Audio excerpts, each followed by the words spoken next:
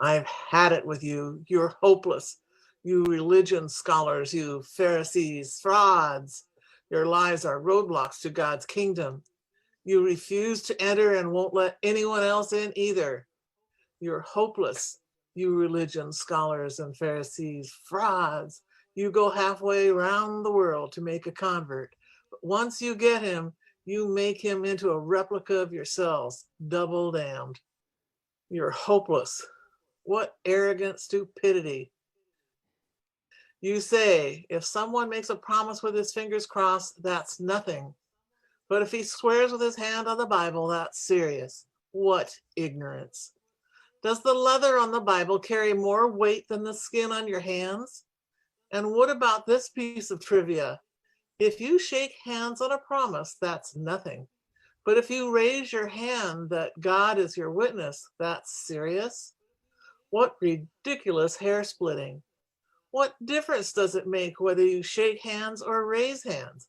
A promise is a promise. What difference does it make if you make your promise inside or outside a house of worship? A promise is a promise. God is present, watching and holding you to account regardless. You're hopeless, you religion scholars and Pharisees, frauds. You keep meticulous account books, tithing on every nickel and dime you get. But on the meat of God's law, things like fairness and compassion and commitment, the absolute basics, you carelessly take it or leave it. Careful bookkeeping is commendable, but the basics are required. Do you have any idea how silly you look writing a life story that's wrong from start to finish, nitpicking over commas and semicolons?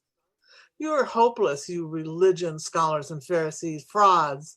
You buff the surface of your cups and bowls so they sparkle in the sun, while the insides are maggoty with your greed and gluttony. Stupid Pharisee. Scour the insides, and then the gleaming surface will mean something. Thank you, Sally. Just knew that you would do that justice. Thank you so much. I've chosen this for a reason, because it's so easy for us to get lost in our religious thinking that we miss the point. And I think that is a big part of what was driving Jesus completely nuts there in that rant he was having about people being religious rather than acting religious. I'm going to go back to Br David Steindl-Rast. This is a little audio section of him talking with Krista Tippett about gratitude in an episode of On Being, and he puts a little bit of context onto how we can fall off our loving ideals into the ideas rather than actually this outpouring of a living fire. So let me share this audio with you. How do you talk about the distinction, the connection between religion and spirituality? Those two words. I feel like this is something people are very curious about, and we're evolving our understanding of that. Religion is a difficult word because it really combines two very, very different things. And you're never quite sure which one you're talking about when you say religion. Humans are religious beings, all humans. That means we are open towards this great mystery that some use the word God for, but whether they use it or not, we are all confronted with that great mystery as human beings. And in that sense, religiousness is very close to spirituality. The other thing is, out of this religiousness, human beings have at certain times in history created historical and social bodies that are called the religions or the religious traditions. Usually starts with a founder that is a particularly spiritual person, a deeply spiritual person, and then it kind of gets a life of its own. It kind of hardens, it kind of freezes. So I compare these religions that we find in the world with a sort of old volcanoes. At one time they were spewing fire and were a gorgeous spectacle, and now the lava has hardened, and nobody would recognize that was at one point fire. It's all rock. But here and there, somebody comes along, like Mother Teresa or Oscar Romero or Cesar Chavez, whoever, and makes a little crack, and out comes this live fire again. And there you have to do it with the warmth and the fervor of your own heart. Each one of us, we have a certain responsibility if we stand in a particular religion. Mm-hmm. And that has its own great advantages because it gives us forms, it gives us examples, it gives us relatives, all the others that ever belong to it and will belong to it. It's a good, healthy embedding, but it also costs a lot of work, inner work. I love his Austrian accent. He's a very, very wise man, Br David Steindl-Rast. I recommend you do a little Google search on him at some point in your life.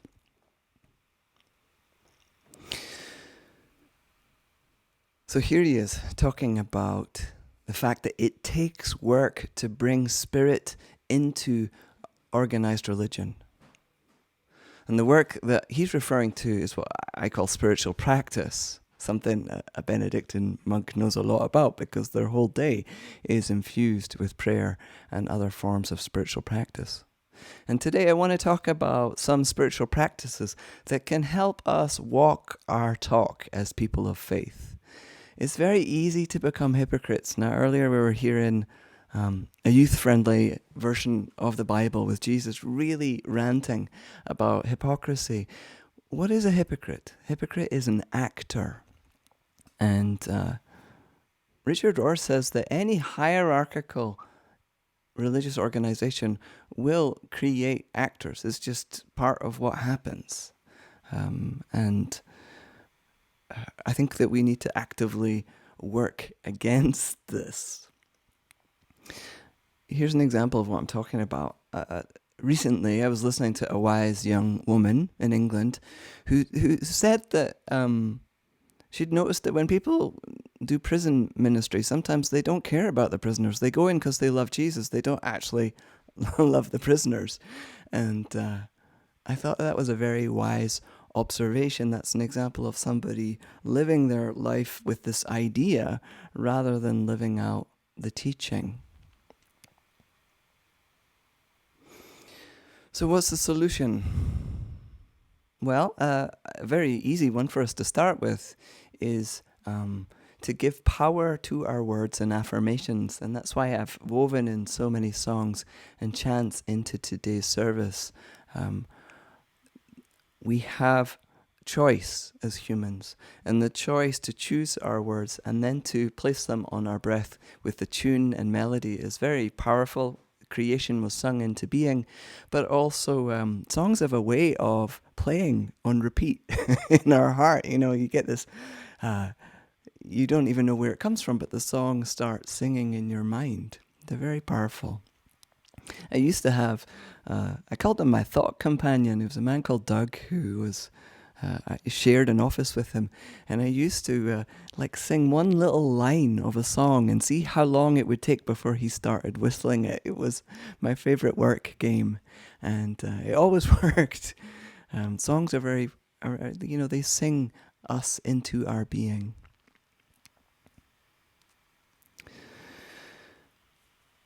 So I invite us now to sing about what Br David Steindl-Rast was saying about walking the talk and being the living lava and not this rigid religious form. And I got a great song for this, which is, if I can find it, Make Me a Channel of Your Peace. Make me a channel of your peace. Where there is hatred, let me bring your love. Where there is injury or pardon, Lord, and where there's doubt, true faith in you. O Master, grant that I may never seek so much to be consoled as to console, to be understood as to understand, to be loved as to love with all my soul. Make me a channel of your peace.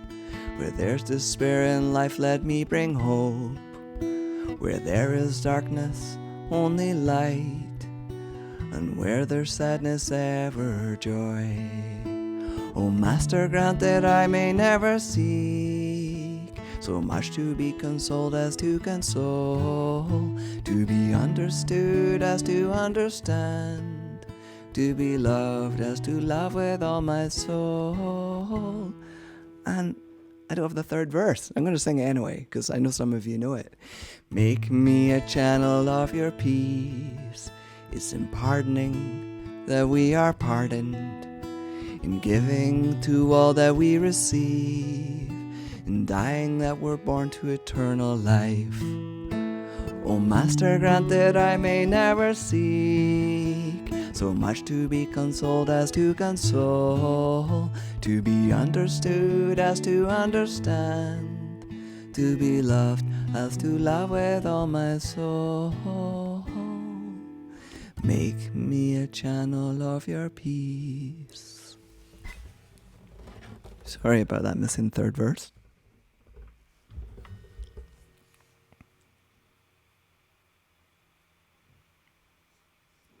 The things that we say about ourselves, the songs that we sing, the beliefs that we say out loud, do inform our actions, and our actions become our habits and so forth. Richard Rohr says that how we do anything is how we do everything. And he's hinting at mindfulness and us using our choice, being self-determined and not just reacting through our emotions or following the crowd. Words are really magical. They really are a sacred gift. And a pen is an incredible thought tool, a means of channeling thoughtfulness and mindfulness. And in Buddhism, they talk about right speech.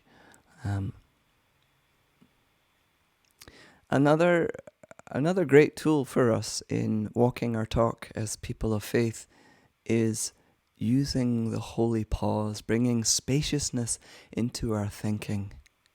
And a really good way that many people, including me, do this is with the phrase from Psalm 46, "Be still and know that I am God." I'm going to share a practice that my seminary taught me, and I set it to music, where you say the line, but each time you drop off a word. I'm sure you've heard me do this before, so I'm going to sing the line, and then you're welcome to sing it back. And we'll just drop into this teaching through song and through our breath. So I'll sing the line, and then I'll play the guitar and leave space for you to sing it back. Be still and know that I am God.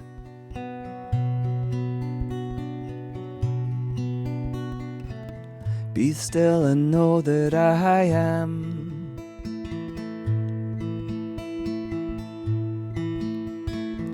Be still and know that I.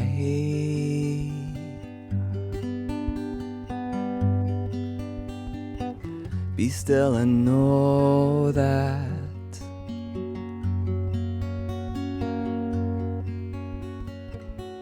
Be still and know.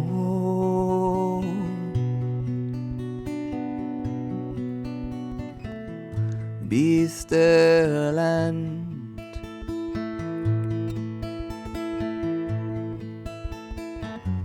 Be still. Be.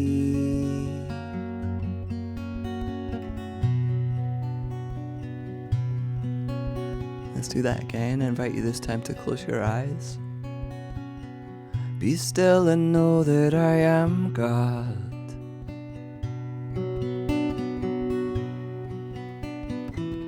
Be still and know that I am.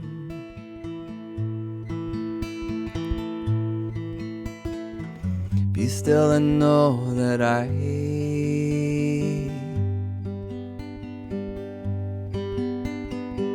Be still and know that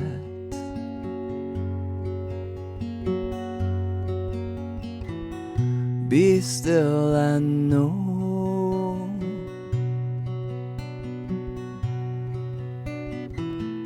Be still and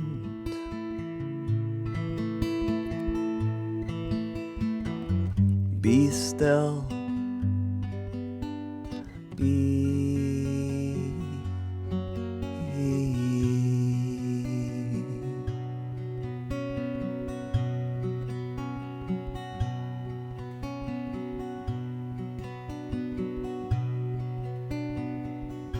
invite you to slow your breathing down a little bit as we rest in the space where the song once was.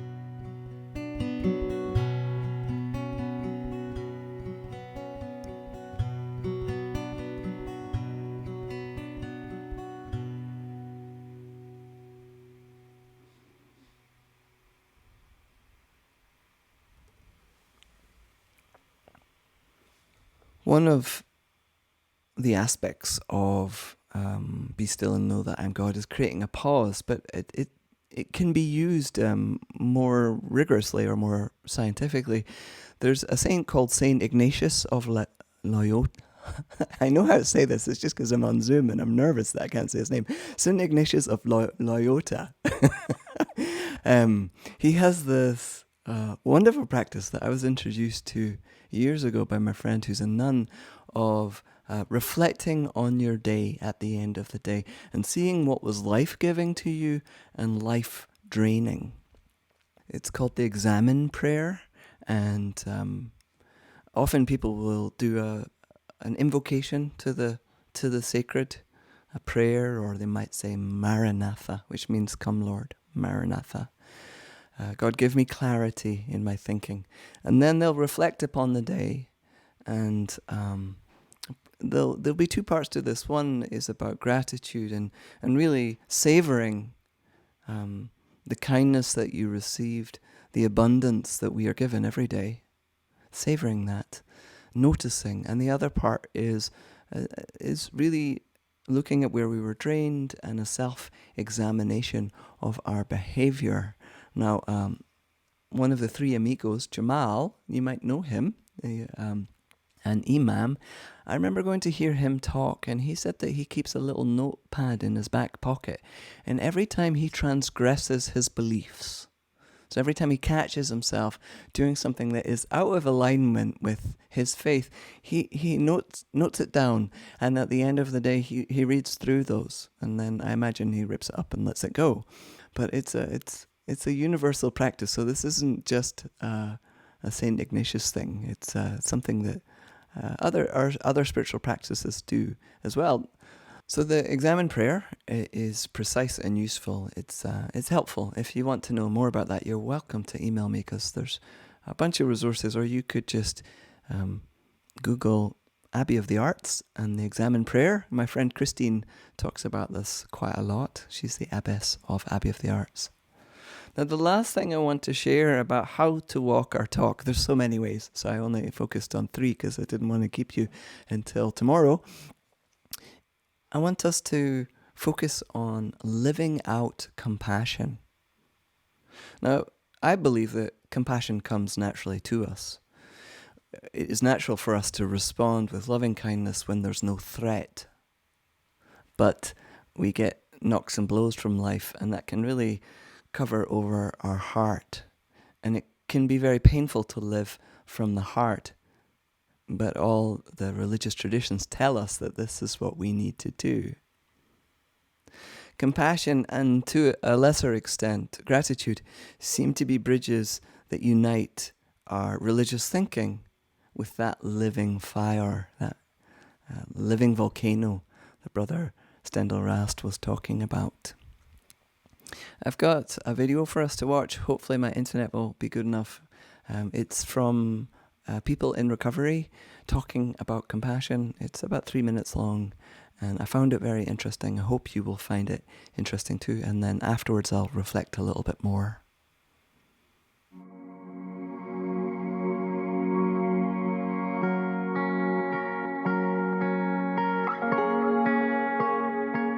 When I think about compassion, I think about a very deep sense of understanding what your pain must be like for you. When I listen to your story, I think about what is that like? What does that feel like? And am I able to empathize enough to be able to really be compassionate and have a sense of not feeling it myself, but understanding what that feeling must be like for you? I think compassion represents getting outside of yourself. You know, so often it's me, you know, this is what I feel, this is how I do things, this is what I think. And I think compassion is just the opposite. I think compassion is coming outside of who I am to be able to meet you at your point of pain. Well, in an undefended heart, you're able to receive love, and you live that. You're lived in it. Whatever life is comes out of that space. And once that, once you taste that, once that happens, in conversations, there's a sense in which there's almost this part of love that's watching for that road to open, for that stone to break open, for that seam to crack, so that there can be a movement towards that with another person. And that's where life is. If you don't think you're beautiful, that's why we need each other. That's why in my own mind, an addict will tell you that my mind is a dangerous place to be. I should never go in there alone. And so even the community of the mind has to be brought in relationship, right? So I wake up today feeling a bit of a shame attack. And what I have to do is I can either try to manage that shame, and in the way that I do it, my management always compounds the shame. What I have to do is take that shame and place it between me and another person in a vulnerable state, so that person can remind me who I am, because I can't be reminded of it. I can't find the door out of shame. Shame has no door, right? It's just four walls and voices over and over and over that tell us the same thing. You're not loved. You're not good enough. You've screwed this up. And you can't manage that voice. In the end, it has to be surrendered in relationship, so that a brother and a sister can say, that may be real. It's not true. This is who you are. And that's the lived love.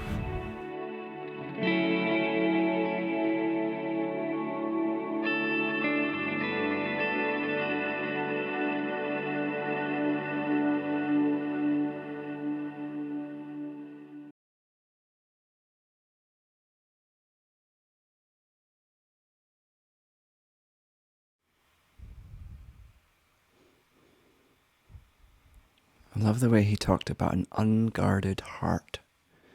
And also the man talking about the shame being locked inside a room with four walls and no door. To me, this sounds very much like where two or more gather in my name being applied to this man's life. Now, I've got the full length of that video talking about compassion, and also two other videos by Br David that I'm about to talk about now, up on the site that I have hidden on my website for the church, which is simondeval.com/Suquamish. And the two videos by Br David, his name is Gregg, Greg Braden, and he talks a lot about how important compassion is in transcending the ego and aligning the mind and the heart. Let me read some of his words. In the West, compassion is often mistaken for pity, where we feel sorry for another person. And he says, when I worked with the monks and the nuns in Tibet through the translators, this was not the way that they thought of compassion. Compassion is the end sequence that begins with sympathy, moves into empathy, and then becomes compassion. So sympathy, we are not experiencing the hurt or pain, but we're acknowledging the hurt or pain of the other person. So that's the first foot on the way towards compassion, is sympathy. The next step is empathy. In empathy, we're actually feeling the pain of another person. And Greg says, brain scans actually show that when we empathize with someone's pain, the pain centers in the brain of the person empathizing light up in the same place as the person who's in pain, but to a lesser extent. The third step, he says, is compassion. Compassion is defined as the emotional experience where we first accept the suffering of another without judgment. It's a very Buddhist concept, he says. Without judgment, without attachment to the outcome, to the rightness or the wrongness or the goodness or the badness. This is what gives compassion so much power. Compassion, we accept the suffering without judgment. And what happens here is that we're holding a space for a greater outcome to come forward. He says that's the way that the Tibetan monks define compassion. The attachment is the polarization, the rightness or the wrongness that stops us from being able to transcend. I found that really interesting. And he, in a different video, which I've also linked in case you want to follow up on this, he lays out a pathway of praying with our mind and our heart together. The first thing that he suggests we do is to touch our heart. I mean, often prayers are like this anyway. He says that when our awareness naturally goes to the parts of us that are touched, so rather than thinking about the heart, we actually place our hands on the heart. Then we slow down our breathing so that we're signaling that we're not in fight or flight. And then the third thing is that you focus on feelings of appreciation, gratitude, care, or compassion. And he says that doing this puts us in a prayer state. It's very interesting. He goes into the neurobiology of the brain cells that are in the heart. That was a speed tour of Greg Braden. I didn't do him justice at all. But what I want to say is that there's science here as well as religious teachings that teach us that bringing our ideas about God into our heart and embodying them and then acting out upon those are very powerful. And I got a wee song that helps me do this, and I thought that you probably would know this one. I thought that we would close with this prayer of Donna Nobis. Donna Nobis Pacem Pacem. Donna Nobis Pacem. I'm going to pause just in case you don't know Latin and you don't know this song. It means give us peace. But for me, it's very much a sending out. It's a song that really helps me focus on compassion for all beings, for this entire planet. Dona nobis pacem pacem.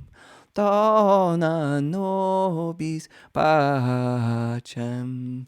Dona nobis pacem pacem. Dona nobis pacem. Dona nobis pacem pacem. Dona nobis pacem. So I urge you to go out and walk your talk, whether that's through affirmations, through singing your affirmations, through examining your life, or through focusing on compassion, and even better yet, acts of compassion that allow you to serve the other person with love and kindness.